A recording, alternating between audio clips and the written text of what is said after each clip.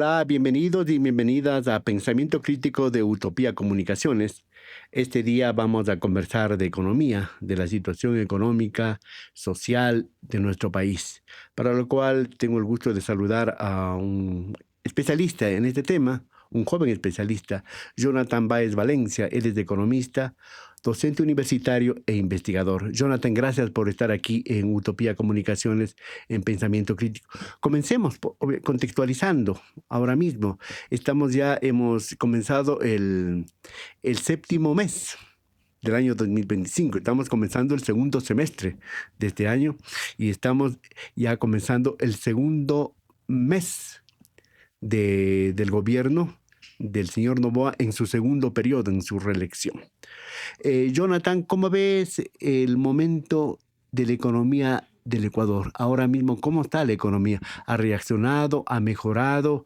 ¿Cuál sería el diagnóstico que tiene Jonathan Báez a esta hora, a estas alturas del partido? Jonathan, bienvenido. Muchísimas gracias, Fernando. Pues para mí siempre un gusto participar de estos espacios. Las personas cuando escuchan crean que esto y salir en medios alternativos no es cualquier cosa. Ustedes hacen un esfuerzo monumental y yo valoro mucho su trabajo y más bien agradecido por dar estos lugares y espacios a voces como las nuestras que jamás van a escucharse en otros espacios un poco más tradicionales, ¿no? Así que yo primero todo eso agradezco mucho también que me hayas llamado especialista, porque muchos suelen llamar expertos, ¿no? Esta es como la noción de alguien que ya simplemente lo sabe todo. Y más bien yo soy un especialista en investigar para tratar de comprender lo que está pasando, que siempre va ocurriendo una cosa tras otra que hay que analizar, hay que investigar, ¿no? Y Y en el este caso, la conocimiento, y el economía es uno de conocimiento, ellos. y el conocimiento siempre está en construcción, ¿verdad? Siempre está en construcción y también me parece que lo más lindo para los jóvenes y las jóvenes investigadores e investigadoras que nos escuchan es algo que continuamente también uno tiene que sentarse, ver lo que hizo y decir, esto quizás puede mejorarse en esto quizás no era como era". Y ahí me parece interesante porque Keynes, quizás él decía, ante un economista muy, muy reconocido, ante la nueva evidencia, ¿qué puedo hacer yo? Cambiar de opinión. Entonces, eso nos lleva a siempre estar en una constante investigación, incluso nuestros propios pasos, sobre nuestras propias huellas, para saber cómo tenemos que analizar nuevamente Ahí eso. vamos a ser autocríticos, Por supuesto que sí. humildes y no arrogantes, y ser Me parece autocríticos. que eso es lo fundamental y en ese sentido es muy interesante pensar cómo los economistas un poco del pensamiento único, ¿no? Y dominante mueren en su ley. Entonces, me parece que es muy relevante que nosotros tengamos esa oportunidad abierta de tener ese pensamiento crítico, incluso con nuestras propias reflexiones, diciendo, uy, este Jonathan del 2018 quizás no vio esto de aquí, pero ahora el Jonathan del 2025 lo puede ver y puede mejorar este de aquí. En ese sentido, me parece a mí que lo que se avisoraba un poco con la política económica de gobierno del presidente Noboa, am, lastimosamente ese Jonathan de cuando iniciaba el gobierno no se equivocó.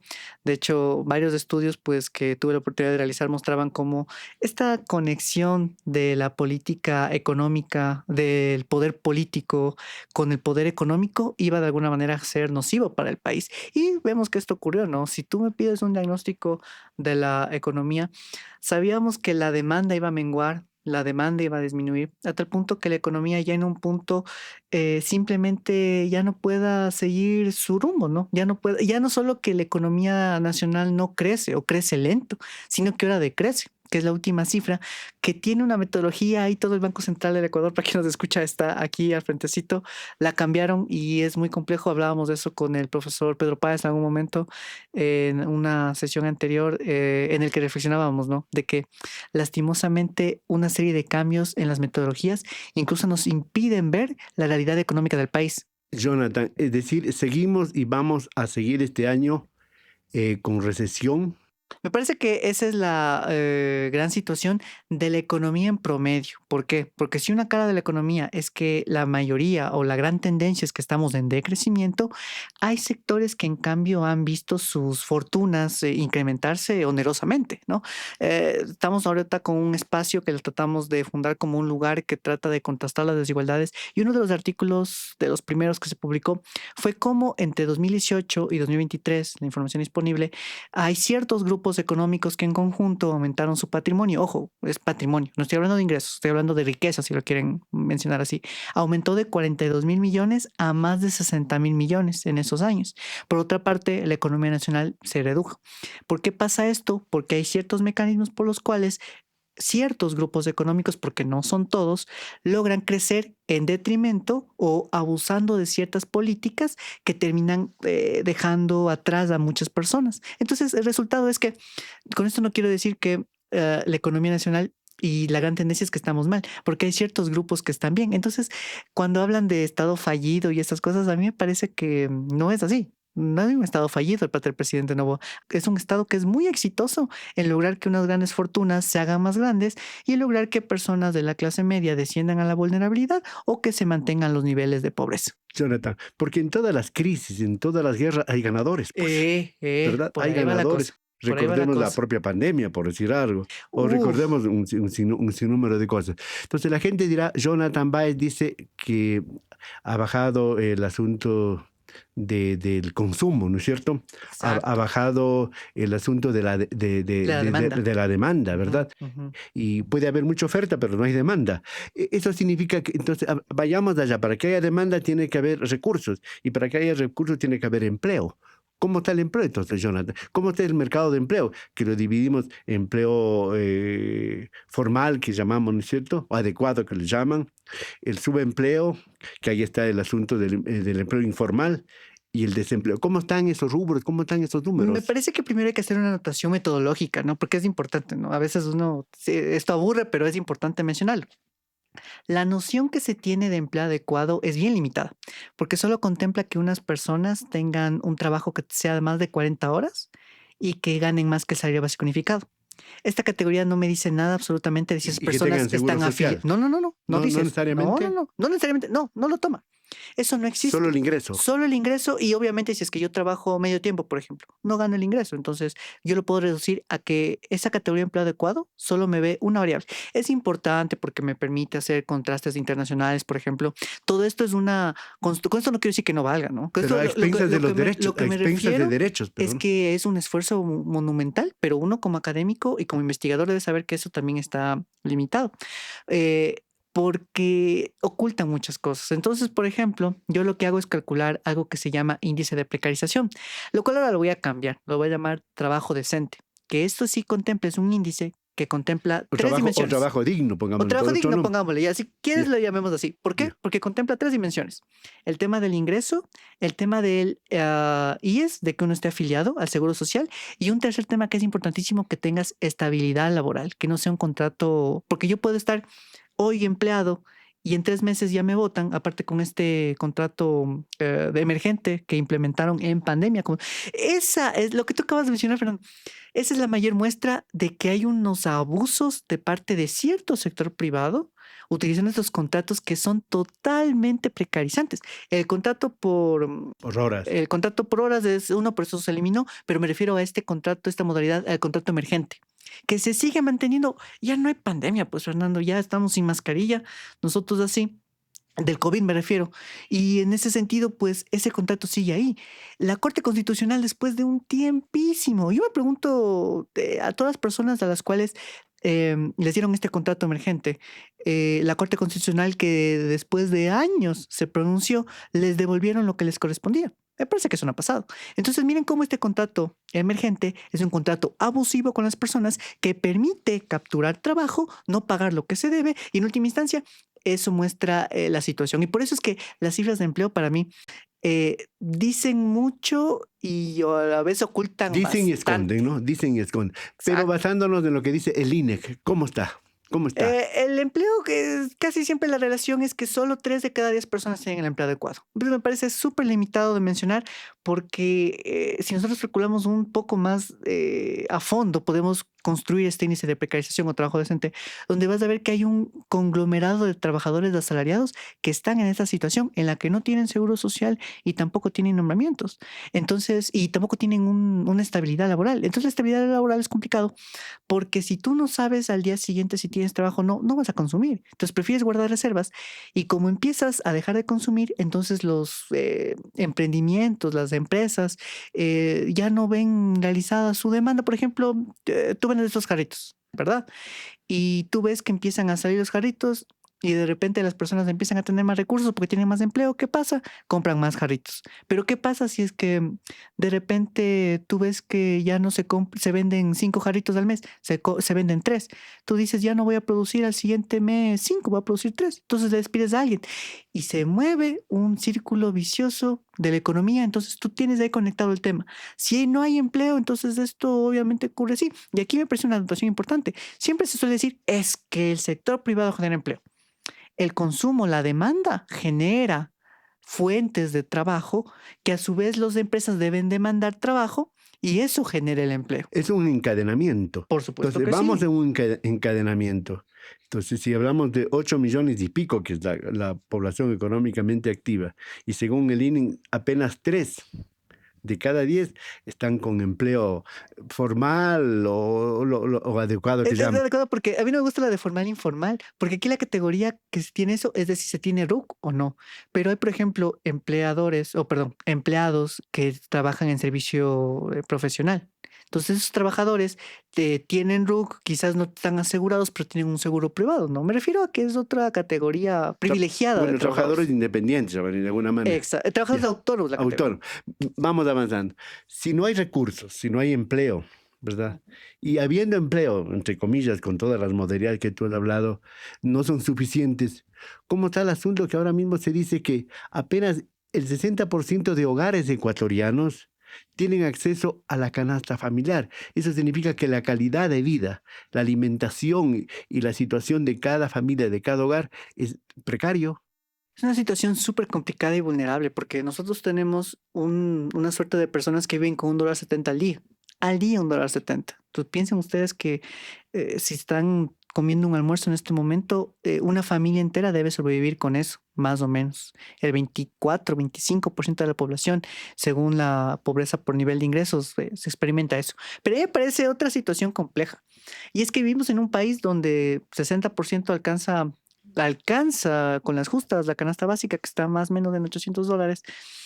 Pero hay otro grupo de población que tiene ingresos diarios de $8.000. Alcanzan 10 canastas Vamos a básicas. hablar de eso más adelante. Entonces, a mí Vamos me a parece hablar. que eso es importantísimo porque siempre queremos en los medios retratar la situación que se experimenta y el sufrimiento de la desigualdad, pero no se expresa este otro lado y esta otra cara que es fundamental, que es quién se beneficia de esta situación. Tú ya lo mencionabas, en pandemia nosotros tuvimos el crecimiento más brutal de grupos económicos en conjunto, por ejemplo, en relación a la economía nacional. Entonces, tú tienes ahí como hay un conjunto de personas que no nos alcanza para sobrevivir el mes, pero hay un conjunto de personas que en cambio sí lo logran hacer. Vamos a llegar a Ah, eso. sí, y antes de que se me olvide, eso también es importante porque ese dato también podría ser sujeto de análisis, porque se dice que hay 1.6 perceptores del hogar. ¿Qué significa esto? Que suponemos que en hogar de 4 miembros trabajan, se gana 1.6 salarios básicos unificados. Esto es totalmente mentira. Entonces nosotros vemos ahí que esa cifra del 60% incluso está sobreestimada lo que está pasando. Y antes de que se me olvide también esto importantísimo, ¿por qué también no se mueve la demanda? ¿Qué pasa cuando hay un montón de recursos que se generan en el país y hay un montón de personas también, o perdón, un minúsculo número de personas que están fugando capitales y están impidiendo que esos dólares se muevan en la economía? Claro, no se capitalizan las empresas y fugan los capitales. Ya vamos a hablar a dónde van. Muy bien. Pero el gobierno en este segundo periodo, desde el 24 de mayo, ha comenzado con un vértigo a enviar leyes económicas urgentes a la Asamblea Nacional, que por supuesto está controlado por el gobierno, por el Ejecutivo. Estas leyes, la ley de solidaridad, que antes se llamaba al inicio ley económica urgente para combatir las economías criminales, la ley de compras públicas, que era reforma, ahora se llamó integridad pública y otras leyes, han favorecido, apuntan a mejorar la economía de los ecuatorianos estas leyes, al menos en el sticker, leyes económicas urgentes. La economía de los más ricos sí, de los mega ricos sí, pero la economía del 99% de la población ecuatoriana no, porque nosotros tenemos un conjunto de leyes que en última instancia benefician un poco este ataque que existe al Estado, que es un espacio en el que de alguna forma se logra disputar y hay una contienda del excedente económico hacia quién se va a dirigir, a quién va a beneficiar. Voy a poner un ejemplo. Con esta ley que implementaron en la que los servidores públicos con nombramiento, ¿no? Ya no van a tener estabilidad, hay tres mecanismos importantes que se anotó el gobierno, ¿no? Importantísimos y muy inteligentes a mi forma de pensar. Por una parte, hace que se cree un conjunto de expectativas en las personas que de alguna manera les han envenenado en contra del Estado. Entonces dicen, sí, sí, sí, que les voten a esos trabajadores públicos. Primer punto importante. Satisface esa como ese odio, esa demanda que se ha generado porque salgan esas personas. Primer punto. Segundo punto, genera la expectativa de que las personas van a poder ingresar a concursar. Clientelismo.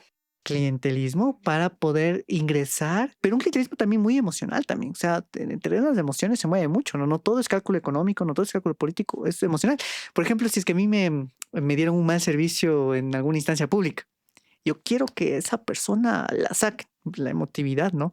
Entonces, si viene un presidente y me dice, yo le voy a quitar ese nombramiento, le voy a quitar esta habilidad, Ojalá me dé a mí. uy, me dé a mí, yo digo, qué lindo mi presidente. Entonces, ves cómo genera dos mecanismos de ahí. Y un tercer mecanismo importante que ahora mientras venía la entrevista se me venía a la mente, es que a su vez hace que los pocos servidores públicos que estaban defendiendo la legalidad del Estado Se para calla. mantener lo suyo se callen y finalmente permanezcan. Entonces, toda esta jugada, ¿en quién beneficia? A quien se aprovecha esta situación. Entonces, pongo Son un medidas populistas en ejemplo. última instancia también. Yo no le llamaría populista porque la categoría populismo carece de contenido, es vaciada de contenido, porque le llaman populismo de izquierda, populismo de derecha. Yo más bien le llamaría políticas pro mercado. Y electorales. Electorales pro mercado y además que tratan de capturar esta suerte de ira social que existe a partir de una serie de Y restricciones que la causa la un misma enfrentamiento élite también, ¿no? depredadora. Y un Una enfrentamiento. polarización totalmente, pero es como, y es súper complejo porque así inicia el fascismo. De mi querido profesor Alexander Roy, eh, brillante académico de Argentina, él decía, ¿cómo inicia el fascismo? Decía, están en la fila y de repente, una fila de entradas para el cine, y de repente los vendedores de cine vendieron demasiadas entradas, entonces ya no hay entradas para todos, solo vendieron las entradas, ¿no? Como ocurre en los vuelos en ocasiones. Entonces de repente empiezan a sacar el murmullo de que no se les puede dar porque hay un montón de personas extranjeras. Entonces, que en esa fila generan odio, polarización contra las personas extranjeras y entonces se genera la disputa. Lo mismo pasa acá. Quien está generando esto es quien fuga capitales, quien elude el pago de impuestos. Es decir, no es el funcionario público que está ahí haciendo su labor, sino son estos actores que ahora ocupando el escenario público, las decisiones de política pública, generan y canalizan este odio hacia esa persona y lo que producen es que el Estado se reduzca. Voy a dar un ejemplo chiquitito. Imaginen que ahora un montón de personas odian el Ministerio del Trabajo. Entonces va a haber menos regulaciones del Ministerio del Trabajo hacia las empresas y las empresas van a hacer lo que quieran. No todas, no, porque hay unas empresas muy éticas que cumplen lo suyo, grupos económicos muy éticos que cumplen lo suyo y me parece que esos son los actores que nosotros tenemos que también darle relevancia y seguir la pista. Jonathan. Entonces ahí yo diría incluso, se está cargando a las espaldas del burócrata, del trabajador público, todas las deficiencias que tiene el Estado, producto de sus conductores, pues, producto del gobierno, pues. Exacto, exacto. Justo uno va al IES. ¿Y quién da la cara ahí? No da la cara el presidente del IES, del directorio, da la cara la funcionaria que dice con La de la ventanilla, la de la la ventanilla, con toda algunas personas muy, muy, muy sentidas y sintiendo con empatía el dolor ajeno, diciendo, disculpe, no hay insumos para esta prueba. A mí me lo dijeron eso la semana pasada. No hay insumos para esta con prueba, el registro discúlpenos. civil, qué sé Exacto. yo. Y hay también las funcionarios, las funcionarias, los funcionarios que con toda la frialdad del mundo dicen, no hay, la máquina se dañó, venga en 6 meses. Entonces, todo esto se canaliza frente a eso y lo que no se ve es que tanto clínicas privadas como ciertos sectores privados se benefician. Pues si es que yo no me hago atender en el sector público, mi búsqueda de salud me hace ir a pagar pues allá. Entonces, ¿quién se termina beneficiando? Esto. ¿Quién termina siendo el vilipendiado? La vilipendiada, la funcionaria, funcionaria. Sí, siempre dan la cara y se rompe el hilo por la parte más floja, más débil. Vamos avanzando y ahora sí, conversando con Jonathan Baez. docente universitario, investigador, economista. Vayamos a lo que quedó ya enunciado. Ajá. El asunto de las desigualdades en los ingresos de los ecuatorianos. Así rápidamente, tú has hecho un estudio, Jonathan. ¿Cómo es esto de las desigualdades? Que unos tienen que hacer minga para poder comprar alguna cosa a la canasta básica y otros pueden comprar docenas, decenas o centenas de canastas básicas. Y obviamente que no compran ellos canastas básicas, pues no, por supuesto que no, pues. No compran aquí. Y tampoco aquí, ¿no? Bueno, nosotros dentro del espacio de Aequatoris, que les invito a que lo revisen, es un espacio totalmente abierto, gratuito, para que el público lo pueda ver ahí. Se suben una serie de artículos y ahora tenemos una plataforma interactiva, que es nuestros últimos estudios, con 2 rankings importantes, ¿no? Permíteme hacer la cuñita. Un ranking sobre el tema del secretismo de los grupos económicos y un ranking también de los grupos económicos que más divisas sacan a guaridas fiscales, que son esos territorios que Vamos permiten a hablar ocultar al eso. último de eso. Ah, ya, bueno, Vamos con pero esta en medio desigualdad. de todo eso, otra de estas investigaciones que se desprende de esta misma base de datos es cómo existen una clasificación de los patronos que componen esos grupos económicos, ¿no? Y yo los he clasificado entre los mega ricos, que son los que más ganan, y los menos ricos. El artículo se llama Desigualdad intersociedad e intrapatronal, ¿no? Intersociedad, nosotros vemos lastimosamente cómo hay personajes que al día ganan $8,000. No sé si quien nos escuche esté ganando al mes, al año, pero seguramente nosotros no somos esos tipos de personas.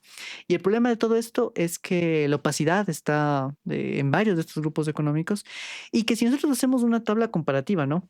En relación al salario básico unificado, hay personas que ganan 581 veces un salario básico unificado al mes. Nosotros vemos ahí entonces la enorme disparidad, la enorme inequidad, la enorme desigualdad. Pero aquí quise hacer un apunte importante porque si nosotros en cambio ya no comparamos entre patronos mega ricos y sociedad, ¿no? Si comparamos entre patrones mismo, hay una brecha, hay una diferencia de ingresos entre los más ricos, los mega ricos y los menos ricos de 144 veces ingresos. Entonces nosotros vemos que no solo hay una inequidad intersociedad, hay una inequidad intrapatronal y son porque corresponde a grupos económicos que tienen estos mecanismos de los que vamos a hablar un poco más adelante, de guaridas fiscales, de fuga de capitales, etcétera, etcétera. Entonces nosotros estamos frente a la presencia de que el país ahora está sumido en la completa inequidad, en la completa injusticia. Lastimosamente, ciertas cifras ya no permiten visualizar eso porque hay una suerte de cambios metodológicos que ya lo iremos sacando en unos siguientes análisis que te impiden ver esa situación, pero la realidad que uno siente a cada paso que da permite ver esto. Es por eso que me parece hacer hincapié en esto, ¿no? Ecuador proviene de Ecuador, que significa igualador, ¿no? Siempre nos quisieron hacer creer que el Ecuador significaba división, separación, ¿no? Norte-sur, no. Ecuador significa igualador, el punto donde se iguala el norte y el sur. Eso es lo que significa Ecuador. Y a Ecuatoris un poco honra esto, tratando de buscar ser ese espacio que vuelve el país nuevamente un sitio de igualdad, de justicia, porque ahora el Ecuador es sinónimo de desigualdad. Contrario a su nombre. Esa brecha de desigualdad e inequidad se ven si salimos a las calles, si vemos, Claro. vamos a los barrios, encontramos esa desigualdad. Y ahí también explicamos el asunto de por qué la violencia, por qué esta inseguridad que vive el país, ¿verdad? Lamentablemente. ¿Y qué negocios sobreviven ahí, Fernando? Los que pueden contratar vigilancia privada. Y te Nosotros no. digo, bueno, alguien que está escuchando dirá, pero es que esos que ganan esos sueldazos y tienen esos 8,000 diarios de sueldo, son inteligentes, pues. Y ahora se dice el que es el pobre es porque quiere ser pobre. Ese es el relato que te Que lanza. quieren vender. Y te dicen, bueno, cualquiera puede hacerse emprendedor y listo, y se arregla la vida, ¿verdad? Ese es el relato, esa es la narrativa que ahora mismo Oye, se maneja. recuerdo había en el perfil del ex ministro Pablo Arosemena, recordarás tú, ministro de Finanzas, de Economía y Finanzas de Lazo. De las... Él tenía en su cuenta emprendedor. Yo decía, bueno, tal vez ser emprendedor como él cuando eres descendiente de presidentes y de un emporio empresarial no sea tan complicado como cuando tu mamita quizás solo terminó la escuela. Para que veas cómo se van generando estas narrativas Entonces ahí diferenciadas. viene el asunto de la repartición de la riqueza, comenzando desde las oportunidades que se le da a todos. Los unos tienen todo y los otros no tienen nada. Vayamos a este otro punto que está haciendo tu estudio. Ranking del secretismo financiero en las guaridas fiscales de los grupos económicos en Ecuador. A ver, un poco desmenúzame eso así rápidamente y para que nuestras amigas y amigas que están Eh, escuchando lo podamos entender. Eso es fundamental y aquí también quiero que hagamos diferencias, ¿no? A veces, en ocasiones, yo también lo he cometido. Y es un Jonathan que vuelve sobre sus pasos, habla de grupos económicos como si todos fueran lo mismo y hicieran y tuvieran las mismas prácticas. Hay grupos económicos y grupos económicos. Hay unos grupos económicos que tienen estas prácticas que vamos a conversar, pero otros grupos económicos que cumplen con su labor, que pagan sus impuestos, que pagan a sus trabajadores, que compiten en deslealtad con estos otros grupos Hay empresarios económicos. y empresarios, lo que se Hay llama. empresarios y empresarios. Entonces, a mí me parece muy interesante porque a veces, y a mí me han escrito mucho en las redes sociales, uy, tú no quieres que exista propiedad privada, no quieres que exista. Y yo les digo, no, yo lo que quiero es que se regule el capital. Es lo que yo quiero. Yo no quiero que deje de existir el capital.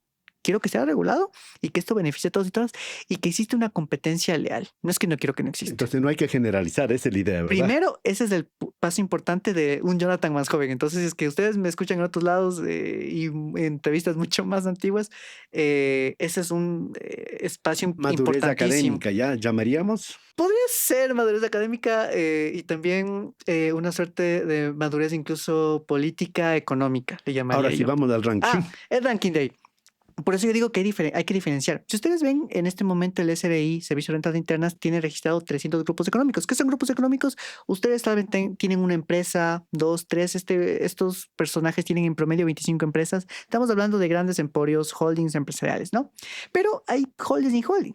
Entonces, lo que hemos detectado nosotros es que existe, y el SRI tiene una categorización de grupos económicos que entre sus integrantes, que lo componen personas y empresas, hay ciertos integrantes que están en unos territorios que se les conoce como paraísos fiscales. Y ahí nuevamente es un juego de las palabras. Y el SRI los llama grandes contribuyentes, ¿no? En algunos casos sí, otros no. En otras ocasiones contribuyentes especiales, pero lo fundamental de esto es cómo les tiene categorizados aquellos territorios que se conocen como paraísos fiscales, que yo les llamo guaridas porque son guaridas para nosotros, porque estas guaridas les permiten ocultar sus fortunas, pero también no pagar los impuestos que les corresponden en un proceso de elusión tributaria.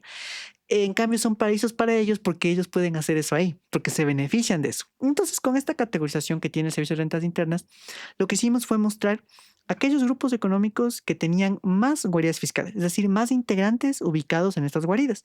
Pero la base del SRI hay que trabajarla porque había una serie de inconsistencias y cuando la red trabajamos, allá ¿Cuántos observamos grupos hay, que Jonathan? existen en total, con la verificación que realicé, existen 87 grupos económicos con 403 guaridas fiscales a la vista, Fernando. Esta es otra cosa importante. ¿Qué significa la vista? Que están ahí y conforman estos integrantes que les sería detectado. Pero hay ciertos integrantes que ocultan otras guaridas, que fue un estudio que se publicó en Routledge junto con la Universidad de Kassel en Alemania, que salió el año anterior, en el que yo muestro cómo hay ciertos grupos económicos que utilizan los fideicomisos para ocultar guaridas fiscales. Lo que yo detecté en el año 2019, que corresponde a la investigación, es que además de las que detectó el SRI, hay otras 59 guaridas fiscales, integrantes en guaridas fiscales de los grupos económicos, donde los principales están en Estados Unidos, el segundo en Panamá.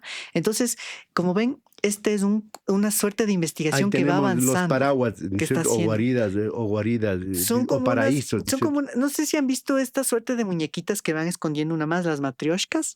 Así ocurre. Y hay grupos económicos que lo ocultan. Y lo que hicimos básicamente en esto fue la primera fase, mostrar estos grupos, estos guardias fiscales a la vista, pero aparte tratar de rankear esto, porque hay una organización que se llama Tax Justice Network que puntea cuáles son las guardias fiscales más secretas que otras. Y lo que hicimos nosotros básicamente, lo que hice yo básicamente, fue decir, vamos a crear un índice.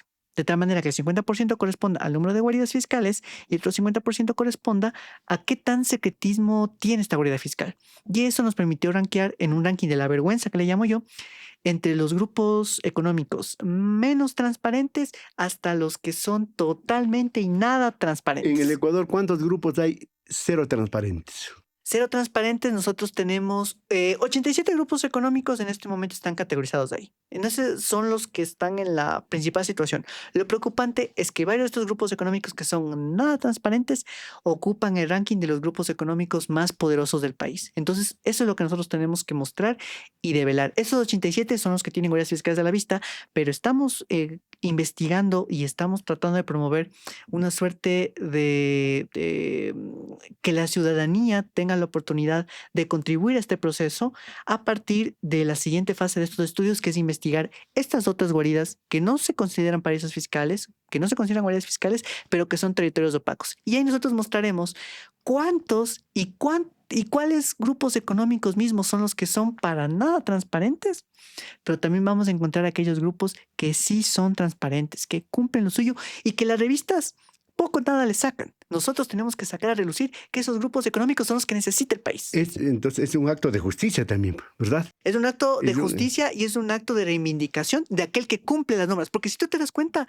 en las revistas estas económicas, financieras, empresariales más prestigiosas, están desfilando aquellos que han salido en los Panama Papers, en los Pandora Papers, que tienen guaridas fiscales y no salen estos otros empresarios y empresarias legítimos. Vamos, la gente dirá, bueno, ¿y qué pues? No, ¿y qué pasa? Bueno, lo que pasa es que al llevar a paraísos fiscales, en primer lugar, no se está reinvirtiendo en nuestro país la riqueza que han generado en este país, ¿verdad? Y no hay educación, no hay salud. No se está pagando impuestos a este país donde se generó la riqueza. Y al no haber esos recursos, pues se descuida, como tú dices, educación, salud, seguridad y todo lo demás para que el Ecuador pueda salir de este momento que estamos viviendo. Eso como una afectación a la población. Yo aquí también diría que hay otra afectación y es que estos otros grupos económicos le compiten desleal a esos grupos económicos que se cumplen.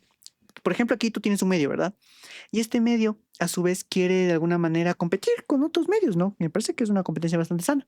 Pero ese otro medio no paga arriendo, no paga el IES a sus trabajadores, trabajadoras, no paga impuestos, mientras que tú sí tienes que hacerlo. Entonces, este otro grupo logra comprar más cámaras, mejor audio, todo más bonito, todo más lindo. Es una competencia desleal. Lo que nosotros queremos es que haya competencia, pero una competencia justa. Un dumping, ¿no? Eso es básicamente lo que van conformando. Básicamente es una competencia totalmente desleal en que básicamente le orillan a los grupos que no cumplen a decir, oigan, creo que sí nos va a tocar tener una guarida fiscal. Y ahí se forma un incentivo nefasto, que es que aquellos que sí cumplían les llevan, les conducen a no cumplir. Claro, ahí repetimos lo que hay buenos empresarios y de los otros empresarios. Pero les también. empujan, ¿sí ves cómo les empujan Sí. a eso? O sea, qué injusto. Y al rato yo me imagino, y eso se ha dicho, dice, ¿cómo si yo cumplo y el otro no cumple y el de acá crece, este tipo se hace así? Yo también voy a hacer lo mismo. Es un mal ejemplo, le arrastran a esa situación, exacto, ¿verdad? es como que tú vayas haciendo fila, no hagas fila, tienes que saltarte. Porque la honestidad en una sociedad como la nuestra no es un atributo la honestidad. Tenemos que volver a hacer que Es sea un es la atributo, inversa. que la transparencia sea lo premiado. Es decir, este ranking lo mostramos para que ustedes puedan visualizar el secretismo, pero lo que tiene como objetivo Ecuatoris es mostrar a aquellos que sí son transparentes y que merecen ser reconocidos como tal. La gente que nos está mirando nos dirá, ¿y por qué no dan nombre? Eso dejémosle cuando esté más avanzada las investigaciones que tú estás haciendo. Ahí Entonces, ahí damos ahí, nombres y apellidos. De hecho, por eso es una plataforma interactiva que nosotros hemos puesto a su disposición. Están ahí los 87 grupos económicos que ya hemos encontrado. Si este fuera un reality de grupos económicos, esos grupos económicos ya fueron descartados de los que van a ser transparentes. Hay otros, los que quedan, ¿no? Los restantes de los 300 van a ser los que sigan en análisis para ver cuáles son transparentes y cuáles lastimosamente no lo son. Pero ustedes en esos 87, si ustedes se meten a cada uno de ellos y le dan clic a su nombre, van a ver quién les compone, cuáles son sus integrantes y además una dinámica interactiva. ¿Cuál es la página, de Jonathan? cómo ustedes pueden ver dónde se encuentran los 87. Es un trabajo titánico. Hicimos, y lo que se realizó ahí fue la develación de dónde se encuentran 87 grupos económicos, sus guaridas fiscales. Visítenlos. La página es Ecuatoris. Pueden buscarlo como en Google de esa manera. Tenemos nuestras páginas en redes sociales como Ecuatoris en X, Ecuatoris en Blue Sky, en Facebook también. Solo lo ponen ahí. AECUATORIS.